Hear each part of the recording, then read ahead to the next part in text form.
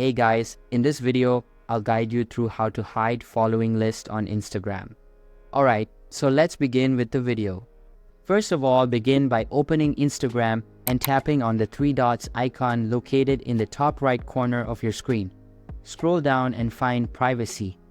Tap on it and you will see an option to change your account privacy settings. Toggle the setting to switch your account to a private account.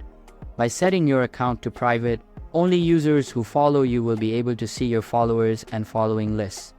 This is the most effective way to hide these lists from anyone who does not follow you on Instagram. This privacy setting ensures that your content and interactions are visible only to your approved followers, enhancing your control over your Instagram presence. So that's basically how to hide following list on Instagram. So that's all for this video. If you find it helpful, consider subscribing and giving this big thumbs up, and I'll catch you in the next one. Thanks.